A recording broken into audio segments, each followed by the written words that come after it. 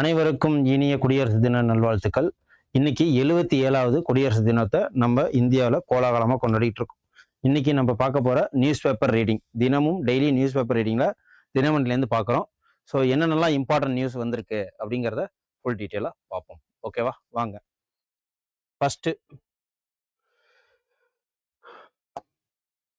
First என்ன, இந்த குடியரசு தின விழாவில் யார் கொடியை அன்ஃபர்ல் பண்ணுவாங்க, ஓகேவா, யார் கொடி ஏற்றுவாங்கன்னு கிடையாது, கொடியை அன்ஃபர்ல் பண்றது அப்படின்ட்டு. ஸோ என்ன அப்படிங்கன்னா, குடியரசு தினத்தோட இப்போதைக்கு யார் லீடர் அப்படின்னு பார்த்தீங்கன்னா, நம்ம பிரசிடென்ட் திரௌபதி முர்மு அவர்கள். அவங்க கடமை பாதை அப்படிங்கிற ஏரியாவில் என்ன பண்ணுவாங்க, இன்னைக்கு கொடியை அன்ஃபர்ல் பண்ணுவாங்க.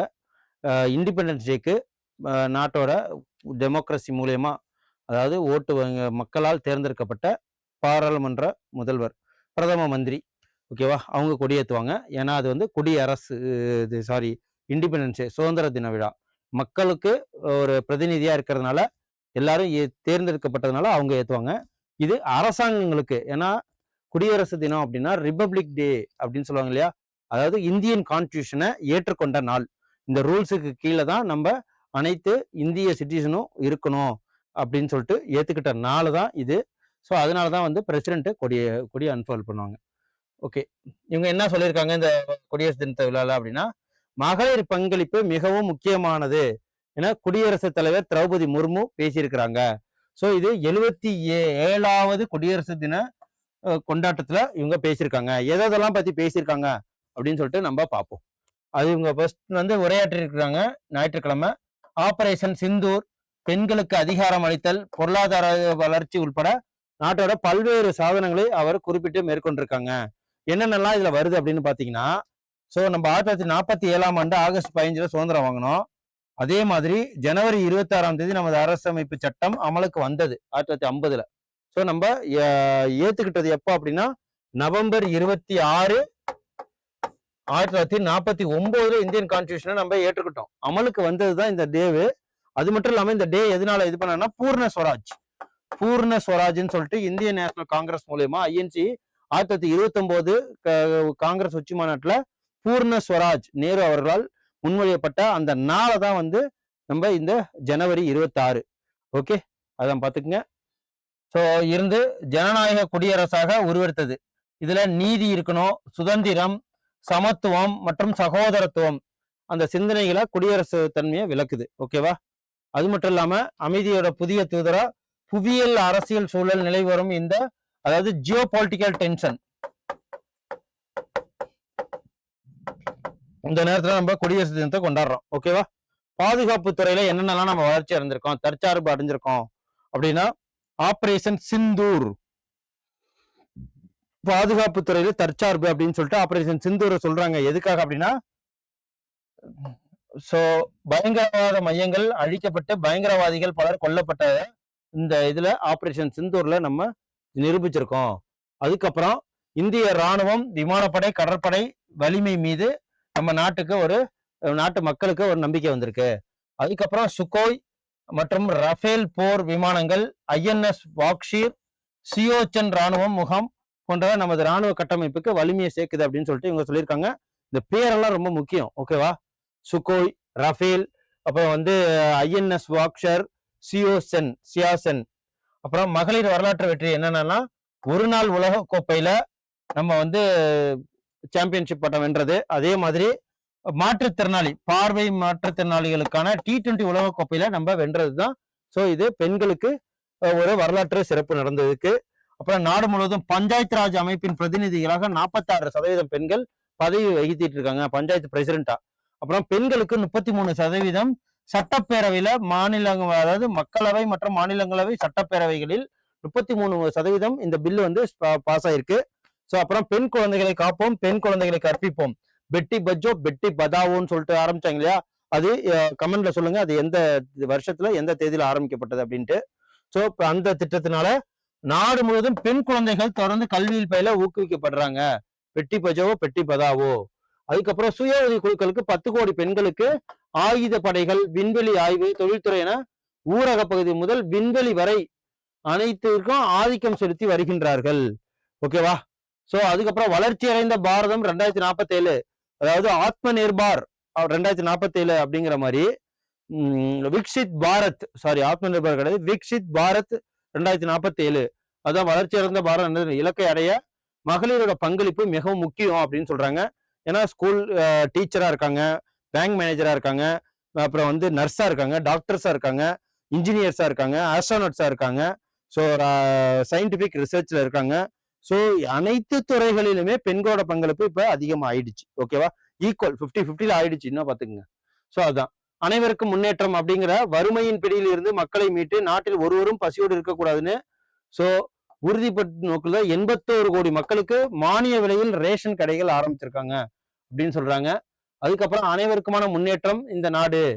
ஸோ 22 மொழிகள்லையுமே அரசமைப்பு மொழிபெயர்த்திருக்காங்க அப்படின்னு சொல்லிட்டு சொல்றாங்க. ஸோ மொழி வந்து எந்த இதுல 28 மொழிகள்லையும் அரசமைக்கப்பட்டிருக்கு. அதுக்கப்புறம் தாய்மொழியில் வாசித்து இது பண்ணா அப்புறம் எண்ம புரட்சியில் இந்தியா டிஜிட்டல் ரெவல்யூஷன்ல இந்தியா வந்து முன்னேற்றத்துல இருக்கு அப்படின்னு சொல்லிட்டு சொல்றாங்க. அப்புறம் வேகமான பொருளாதார வளர்ச்சி, பதற்றமான புவி அரசியலுக்கு மத்தியில இந்தியா வேகமாக வளர்ச்சி அடைஞ்சிக்கிட்டு இருக்கு அப்படின்னு சொல்லிட்டு போன வருஷத்துக்கு இந்த வருஷம் வளர்ந்துருக்கும் அப்படின்னு சொல்றாங்க. 150 ஆண்டுகள் கொண்டாட்டம். எது இந்த வந்தே பாரத், இந்த வாட்டி என்ன இதோட குடியரசு தினத்தோட இதுனா வந்தே மாதரம் 150 அப்படிங்கறதா இந்த இதோட கருப்பொருள். ஓகே, பார்த்துப்போம். ஸோ தேசியமான வந்தே மாதரம் பாடல் நவம்பர் 7 முதல் நவம்பர் 14 வரை பழங்குடியின தலைவர் பிர்சா முண்டாவின் 150 பிறந்தநாள் கொண்டாடி இருக்கும். ஸோ இது அனைத்துமே அவங்க வந்து எடுத்து உரையாற்றிருந்தாங்க. ஸோ அவ்வளோதான். அதுக்கப்புறம் இது என்ன அப்படின்னா, இந்த வருஷம் பத்மபூஷன் பத்ம விருதுகள் அறிவிச்சிருக்காங்க. ஒவ்வொரு குடியரசு தினத்திலும் அறிவிக்கிறதா 131 பேருக்கு பத்ம விருதுகள், பத்மபூஷன், பத்ம விபூஷன், பத்மஸ்ரீ, அது எல்லாத்தையும் கொடுத்துருக்காங்க. இதுல 130, இதுல 5 பேர் பத்மபூஷன் வருவாங்க. ஸோ இதெல்லாம் பார்ப்போம்.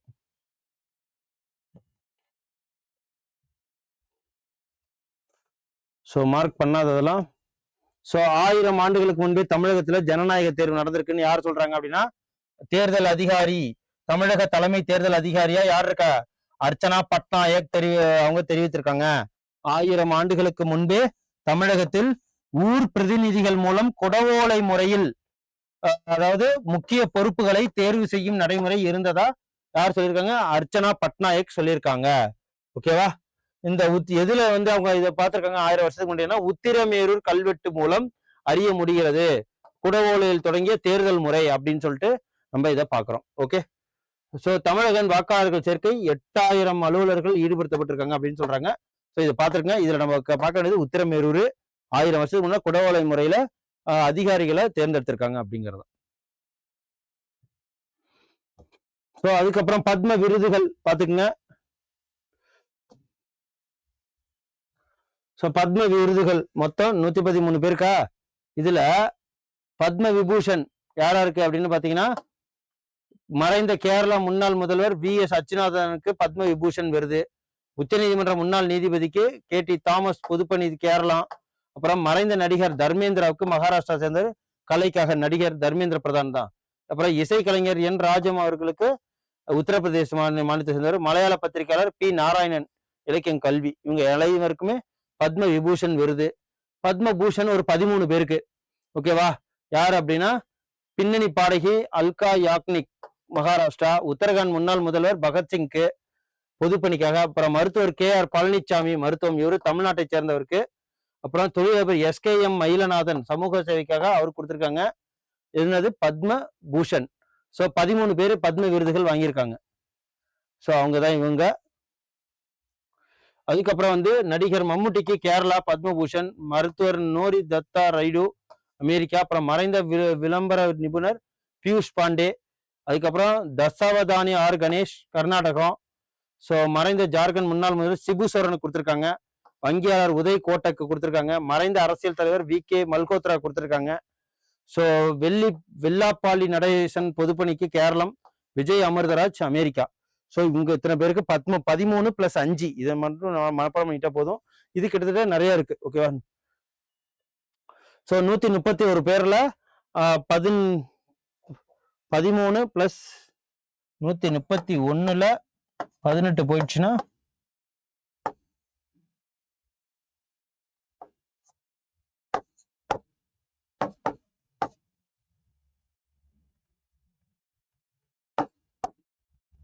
113. ஓகேவா? பத்மஸ்ரீ வந்து 113, மொத்தம் 13, 113 பத்மஸ்ரீ விருதுகள் இதுல அடங்கும். ஓகேவா? இதுல யாரெல்லாம் வந்து வாங்கியிருக்காங்க, தமிழகத்தை சேர்ந்தவங்க மட்டும் எத்தனை பேர் அப்படின்னு பாத்தீங்கன்னா கிட்டத்தட்ட 16 பேர் மறைவுக்கு பிறந்தே கௌரவமாக விருது வழங்கப்பட்டிருக்கு பத்ம விபூஷன். ஸோ பத்மபூஷன் 13 பேருக்கு யாரா இருக்கு அப்படின்னு பாத்தீங்கன்னா பத்ம விபூஷன் பிரபல மலையாள நடிகர் இவங்களுக்குலாம் வாங்கியிருக்காங்க. தமிழ்நாட்டை சேர்ந்தவர்களுக்கு 13 பேர். ஸோ தமிழகத்திலிருந்து பத்மபூஷன் பத்ம விபூஷன் விருதுகளுக்கு தேர்வு செட்டானவர்களுக்கும் வாழ்த்து தெரிவிச்சிருக்காங்க மு.க. ஸ்டாலின் அவர்கள். ஓகே, எத்தனை பேர் தேர்வு செய்யப்பட்டிருக்காங்க அப்படின்னா எடப்பாடி பழனிசாமி என்ன சொல்றாங்க, நிகழாண்டுக்கான பத்ம விபூஷன் விருதுக்கு தமிழ்நாட்டை சேர்ந்த 2 பேருக்கு பத்மஸ்ரீ விருது, தமிழகத்தை சேர்ந்த எம்ஜிஆர் அமைச்சரவையில் சுகாதாரத்துறை அமைச்சராக சேவையாற்றிய டாக்டர் HV ஹாண்டே 14 பேருக்கு தேர்வு செய்யப்பட்டிருப்பது மகிழ்ச்சி. ஓகேவா? மொத்தம் 14 பிளஸ் 2 16 பேர். ஸோ இதுதான் தமிழகத்தை சேர்ந்த 16 பேருக்கு இது வழங்கியிருக்கிறாங்க. ஸோ அதுக்கப்புறம் இது என்ன இந்த இதுல சொல்லியிருக்காங்க, இந்த கட்டுரையில என்ன சொல்லியிருக்காங்கன்னு பார்ப்போம். இதுல இடமாற்றம் அல்ல மாற்றத்தின் அடையாளம் அப்படின்னு சொல்லிட்டு என்னன்னா பிரதமர் அலுவலகத்தை மாற்றாங்க. ஓகேவா? பிரதமர் இந்த பிரைம் மினிஸ்டர் ஆஃபீஸ் எங்கேருந்துன்னா ரைசினா ஹில் சவுத் பிளாக்ல இருந்து சேவா தீர்த் ரைசினா, பழைய பேர் என்ன சொல்லுவாங்க அப்படின்னா ரைசினா ஹில் சவுத் அப்படிங்கிறதுல இருந்து, அதாவது சவுத் பிளாக் அப்படிங்கிறதுல இருந்து சேவா தீர்த் சேவைக்கான புனித இடம் அப்படிங்கிற இடத்துக்கு இப்போ மாத்துறாங்க. ஸோ இந்திய அரசியல் சாசனப்படி இந்த இடைக்கால பிரதமர் என்பது கிடையாது. அதனால் குல்சால நந்தாவும் பிரதமர்கள் பட்டியலில் இடம்பெறுவார். ஸோ அப்படிங்கிறது அதையும் சொல்றாங்க. ஸோ 2014ஆம் ஆண்டு பதவியேற்றிருந்து யார் வந்து பிரதமர் மோடி அங்கிருந்து பணியாற்றி இருக்காங்க. ஸோ அதுக்கப்புறம் இந்த சவுத் பிளாக் 1971 நிகழ்ந்த இந்தியா பாகிஸ்தான் போரின் போது வார் ரூமா அங்க செயல்பட்டு இருக்கு.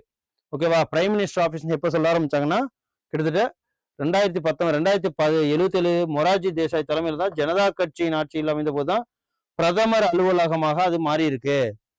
ஓகேவா? ஸோ இப்போதைக்கு இந்த சென்ட்ரல் சவுத்துக்கு பதிலா இந்த சேவா தீர்த் எப்ப ஆரம்பிச்சாங்க அப்படின்னு பாத்தீங்கன்னா 2019 அறிவிக்கப்பட்ட சென்ட்ரல் விஸ்டா மறுசீரமைப்பு திட்டத்தின் ஒரு பகுதியாக சேவா தீர்த் வளாகம் கட்டுமான பணிகள் எப்ப ஆரம்பிக்கப்பட்டதுன்னா 2022ல தொடங்கப்பட்டு இப்ப 1189 கோடி ரூபாய் செலவுல ஸோ 78 ஆண்டுகளுக்கு பிறகு பிரதமர் அலுவலகம் சேவா தீர்த்துக்கு இடமாற்றம் பண்ணியிருக்காங்க. ஓகேவா? ஸோ திறந்த வழி வடிவமைப்பு கொண்டது சேவா தீர்த். அதுக்கப்புறம் இது யார் கட்டினாங்க அப்படின்னா இந்த பழைய பிரைம் மினிஸ்டர் ஆஃபீஸ் அப்படின்னா 13ஆம் நூற்றாண்டில் கட்டப்பட்ட இந்த இந்த 1931 பிரிட்டிஷ் கட்டட வடிவமைப்பாளரான சர் ஹாபர்ட் பேக்கர்ங்கிறவர் தான் சவுத் பிளாக் நார்த் பிளாக் ரெண்டுத்தையுமே கட்டியிருக்கிறார். ஹார்பர்ட் பேக்கர். ஸோ அவருக்கு என்ன பண்ணியிருக்காங்க அப்படின்னா தற்போதைய சேவா தீர்த் அகமதாபாத்தை சேர்ந்த பத்மஸ்ரீ விருதாளர் பிமல் ஹஸ்முக் பட்டேல். ஓகேவா? பிமல் ஹஸ்முக் பட்டேல் அப்படிங்கிறவரு கட்டியிருக்கிறாரு. இதையும் தெரிஞ்சு வச்சுக்கோங்க. அப்புறம் இதெல்லாம் வந்து வேற 13ஆம் நூற்றாண்டுல ரஷ்யாவோட கிரெம்லின் மாளிகை கட்டப்பட்டிருக்கு. 18ல அமெரிக்கா வெள்ளை மாளிகை, 19ல பிரிட்டனோட வெஸ்ட் மினிஸ்டர் மாளிகை, 20ஆம் நூற்றாண்டுல சீனாவுல கிரேட் ஹால் ஆகியவை இதெல்லாம் வந்து சொல்லுவாங்க. ஓகே. ஸோ 1994 ஜனநாயக முறைப்படி நடைபெற்ற தேர்தல் மூலம் கருப்பு யூனியன் பில்டிங் அது வந்து ரொம்ப சிறப்பு வாய்ந்ததா இருக்கு. ஸோ இவ்வளவுதான் இந்த இது வந்து உங்களுக்கு தெரிஞ்சிருக்கும். அதுக்கப்புறம் வேற ஒன்று பார்ப்போம். இந்த இது பார்ப்போம், சமத்துவத்தை வீட்டிலிருந்து தொடங்குவோம் அப்படின்னா பெண்களுக்கு முக்கியத்துவத்தை சம பங்கை வீட்டிலேருந்து தொடங்கணும் அப்படின்னு சொல்றாங்க. என்ன அப்படின்னா அவங்கள சீக்கிரம் படிப்புல இருந்து டிராப் அவுட் பண்ணக்கூடாது. வேலைக்கு போற அப்பா அம்மாக்கள் அதாவது அவங்களுக்கு கீழே ஏதாவது தம்பி இருந்தா அவங்கள பாத்துக்கிறதுக்காக சமையல் அறைக்கு அனுப்புறது அந்த இதெல்லாம் பண்ணக்கூடாது. சமூக மாற்றத்தை சமத்துவத்தை வீட்டிலிருந்து தொடங்குவோம் அப்படிங்கிற ஒரு தலைப்பு கொடுத்துருக்காங்க. என்ன அப்படின்னா, பெண் குழந்தைகளின் நிலை என்பது ஒரு முரண்பாடான சித்திரமாகவே இருக்கு அப்படின்னு சொல்லிட்டு யார் சொல்லியிருக்காங்கன்னா, வழக்கறிஞர் ஆர் சங்கீதா. என்னன்னா 30% பெண்களுக்கு எதிரான குற்றங்களில் சுமார் 30% அதிகமானவை சிறுமிகளுக்கு எதிராகவே நடைபெறுது அப்படின்னு சொல்றாங்க. 90% அதிகமான பாலியல் அத்துமீறல்கள் எங்க நடக்குது அப்படின்னா, அண்டை வீட்டார்கள்னால, வீட்டுல இருக்கிறவங்களாலேயே பாலியல் அத்துமீறல்கள் 90% நடக்குது அப்படின்றாங்க. சோ இதுக்காக வீட்டுக்குள்ளும் பொது இடங்களிலுமே அவர்களுக்கு இழப்பீடு அநீதிகள் அவர்களை உளவியல் ரீதியாக பாதிக்குது.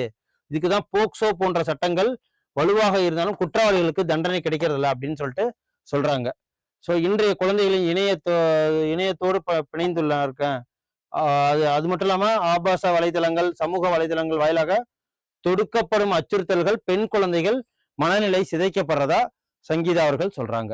ஓகே, அது மட்டும் இல்லாம கல்வி ரீதியாக நகர்ப்புறங்களில் மாற்றம் தெரிந்தாலும் கிராமப்புறங்கள்ல பெண் குழந்தைகளும் உயர்கல்விங்கிறது துண்டிக்கப்பட்டு தான் இருக்கு. யுனிசெஃப் அறிக்கையின்படி இந்தியாவில் பெண் குழந்தைகள் இடைநிற்றல் விகிதம் மேல்நிலை பள்ளிகள்ல அதிகமாக ஆகிட்டு வருது அப்படின்னு சொல்றாங்க. சோ அதுதான் எதனால அப்படின்னா, முறையான கழிப்பறை இல்லாதது ஸ்கூல்ல மாதவிடாய் காலங்கள்ல, அதுக்கப்புறம் மேல்நிலை பள்ளிகளோட கணிசமாக உயருதுன்னு சொல்றாங்க. எதனால அப்படின்னா, முறையான கழிப்பறை வசதியில நீண்ட தொலைவு, பள்ளிகளுக்கு செல்லும் போது ஏற்படும் பாதுகாப்பு அச்சம், அப்புறம் வீட்டு வேலை பளு ஆகிய இதன் மூலமாக என்னன்னா மேற்கல்வி அவங்களுக்கு துண்டிக்கப்படுது. சோ அவ்வளவுதான். அது மட்டும் இல்லாம ஒரு சிறுமி பருவமடைந்த பாதுகாப்பை காரணமாக காட்டி கல்விக்கு அவங்களுக்கு முற்றுப்புள்ளி வச்சிடறாங்க. சோ இதுதான் வெறும் ஆரம்ப தொழில்முறை மற்றும் தொழில்நுட்ப கல்வியை அவங்களுக்கு உறுதி செய்யணும். ஓகேவா?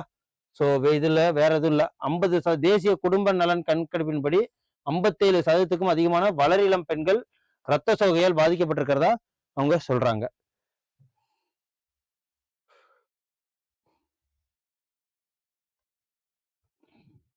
ஒரு ஆணுக்கு கல்வி புகட்டினால் அது ஒரு நபருக்கு கல்வி, ஆனால் ஒரு பெண்ணுக்கு கல்விக்கு புகட்டினால் ஒரு தலைமுறைக்கான கல்வி அப்படின்றாங்க. நிமிர்ந்த நடை, நேர்கொண்ட பார்வை, நிலத்தில் யாருக்கும் அஞ்சாத நெறிகள் கொண்ட இந்த பெண்களே மகாகவி பாரதியோட கனவு அப்படின்னு சொல்லிட்டு சொல்றாங்க.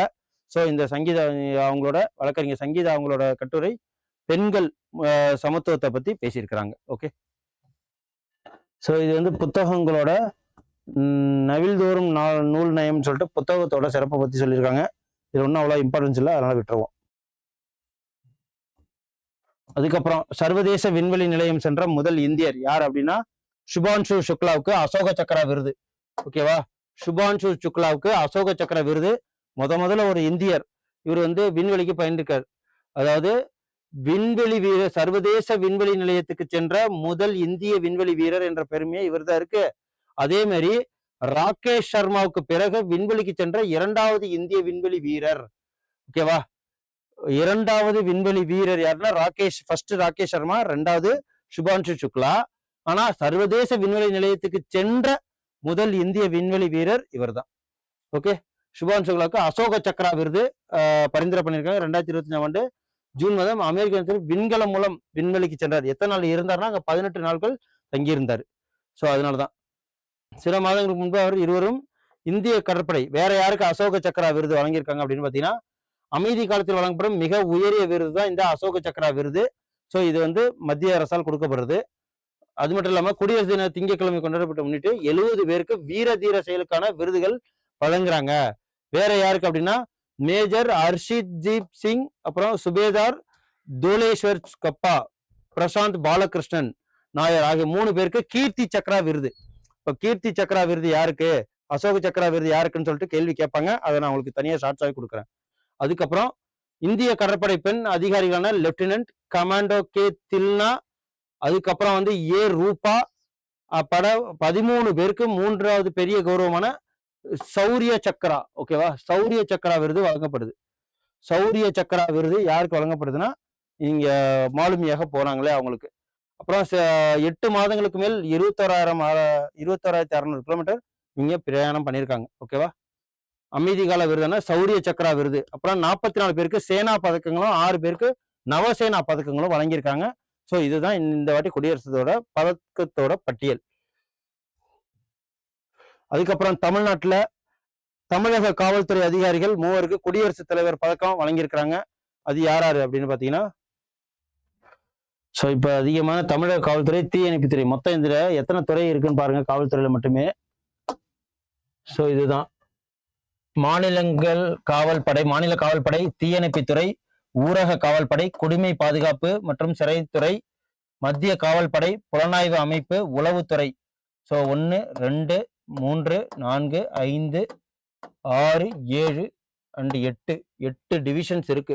இதில் சேர்ந்தவங்களுக்கு இந்த நிகழ்வாண்டில் 125 பேருக்கு, ஓகேவா, 125 பேருக்கு இவங்களுக்கு என்ன பண்ணியிருக்காங்க, இந்த வாட்டி பதக்கப்பட்டியல அறிவிச்சிருக்காங்க. இதுல தகைச்சால் விருதுன்னு சொல்லுவாங்க. தகைச்சால் பணி காவல்துறை மகேஸ்வரி, அதுக்கப்புறம் வந்து குமரவேலு, அப்புறம் அன்வர் பாஷா அவர்களுக்கு தகைச்சால் விருது கொடுக்கப்பட்டிருக்கு. ஸோ இதே மாதிரி ஒரு இதுக்குமே தகைச்சால் விருது. அப்புறம் வீர தீர பதக்கங்கள் எத்தனை அப்படின்னா, ஜம்மு காஷ்மீர் காவல்துறைக்கு அதிகபட்சமாக 33, மகாராஷ்டிரா மாநிலத்துக்கு 31, உத்தரப்பிரதேசத்துக்கு 18, அப்புறம் தில்லிக்கு 14 பதக்கங்கள் அதிகபட்சமாக வழங்கியிருக்காங்க. ஸோ அதுக்கப்புறம் எக்ஸாம் பெண்டபிள் வேற என்ன, ஸோ இவங்க புக்கு வெளியிட்டிருக்காங்க. வாக்காளர் தினத்தையொட்டி புதுதில்லியில ஞாயிற்றுக்கிழமை நடைபெற்ற நிகழ்ச்சியில் பங்கேற்ற குடியரசுத் தலைவர் திரௌபதி முர்மு, தலைமை தேர்தல் ஆணையர் ஞானேஷ்குமார், மத்திய அமைச்சர் அர்ஜுன் ராம் மேக்வாலில் இந்த ஒரு புக்கு ஒன்று வெளியிட்டிருக்காங்க. என்ன அப்படின்னா, தேர்தல் ஆணையம் கடந்த 1950ஆம் ஆண்டு ஜனவரி 25 உருவாக்கப்பட்டு, அந்த அமைப்பு உருவாக்கப்பட்ட நாளான ஜனவரி 26 16 ஆண்டுகள் தேசிய வாக்காளர் தினமாக கொண்டாடப்படுறது. ஓகேவா, அது அனைத்துமே சேர்த்து ஒரு புக்காக வெளியிட்டிருக்காங்க. அதை தான் நேற்று வெளியிட்டிருந்தாங்க. அதுக்கப்புறம் குடியரசு தின விழா இன்னைக்கு முப்படைகள் பிரம்மாண்ட அணிவகுப்பு. யாராருன்னா எதெல்லாம் வந்து பறைசாற்றுறாங்க அப்படின்னா, தில்லியில் தேசிய போர் நினைவிடத்தில் நாடகத்தம், அதுக்கப்புறம் கடமை பாதை அங்கதான் வந்து நடக்குது. குடியரசுத் தலைவர் மாளிகையில் இருந்து குடியரசுத் தலைவர் திரௌபதி முர்மு சிறப்பு விருந்தினராக கடமை பாதைக்கு வருவார். ஓகேவா, கடமை பாதைக்கு வருவார்னு இருக்காங்க. அப்புறம் 4 MIV ஹெலிகாப்டர் மூலயமா விழாவது கொடியை வந்து அன்ஃபோல்ட் பண்ணுவாங்க. அதுக்கப்புறம் இதுல 13 வாகனங்கள், மத்திய அமைச்சகங்கள், மத்திய அரசு சுகாதாரத்துறையோட 2500 கலைஞர்களும் இதுல அணிவகுத்து செல்வாங்க. ஸோ இதுதான் பேசிக். ஸோ இதெல்லாம் நமக்கு. அப்புறம் IPS வரை சாயா சர்மாவுக்கு குடியரசுத் தலைவர் பதக்கம் அறிவிப்பு. என்ன அப்படின்னா, பெண்கள் சாயா சர்மா குடியரசுத் தலைவர் காவல் பதக்கத்தை மத்திய உள்துறை ஞாயிற்றுக்கிழமை வழங்கியிருக்கு, காவல் பதக்கம். ஓகேவா. ஸோ அதுக்கப்புறம் ஸ்போர்ட்ஸ் நியூஸு. இதில் என்ன ஸ்போர்ட்ஸ் நியூஸ் அப்படின்னு பார்த்தீங்கன்னா, இன்னைக்கு குடியரசு தினத்தை முன்னிட்டு ஸ்போர்ட்ஸில் இருக்கிற, அதாவது விஜய் அமிர்தராஜ், இவர் வந்து பத்ம பூஷன் விருது இவருக்கு வழங்கப்பட்டிருக்கு. விஜய் அமிர்தராஜ், இவர் இந்திய டென்னிஸ் சேர்ந்தவர். இவங்க ரோஹித் சர்மா, முன்னாள் இந்திய கேப்டன். ஸோ இவங்களுக்கும் ஹர்மன் பிரீத் இவங்களுக்கும் வந்து பெண், அதாவது உமன்ஸ் கிரிக்கெட்ல கேப்டன் இவங்க. ஸோ இந்த வாட்டி உலகக்கோப்பை கைப்பற்றினதாக 2 பேருக்கும் பத்மஸ்ரீ விருது வழங்கப்பட்டிருக்கு. அப்புறம் பாரா ஒலிம்பிக்கில் தங்கம் வென்றதாக பிரவீன்குமாருக்கும், ஒலிம்பிக் பதக்க மல்யுத்த வீரர் விளாடிமிர் மெச்சருக்கும் பத்மஸ்ரீ விருது வழங்கப்பட்டிருக்கு. ஸோ அதுக்கப்புறம் ரோஹித் சர்மா, ஹர்மன் பிரீத் கவுர், சவுதி புனியா, பிரவீன்குமார், அப்புறம் புதுச்சேரியை சேர்ந்த பழனிவேல், பகவன் தாஸ். ஸோ இவங்கெல்லாம் வந்து ஸ்போர்ட்ஸ் மெம்பர்ஸ்க்கு பத்மஸ்ரீ விருதுகள் கொடுத்துருக்காங்க, பத்ம விருதுகள். ஸோ ரஞ்சி கோப்பை கிரிக்கெட்ல ஒடிசாவுக்கு எதிரான ஆட்டத்தில் தமிழ்நாடு அணி 2207 ரன்ல முதல்ல ரஞ்சில வின் பண்ணியிருக்காங்க. ஸோ அவ்வளோதான் இன்னைக்கு உண்டான நமக்கு எக்ஸாம் பாயிண்ட் ஆஃப் வியூவில் பேப்பரில் என்னென்ன இன்னைக்கு தினமணி பேப்பரில் இருக்கோ எல்லாத்தையும் பார்த்துட்டோம். நாளைக்கு ஒரு இம்பார்ட்டன்ட் நியூஸோட உங்களை டெய்லியும் பேப்பர் ஸ்டடிங்களை சந்திக்கிறேன். நன்றி, வணக்கம். Send a map. You dare to dream, we care to accomplish.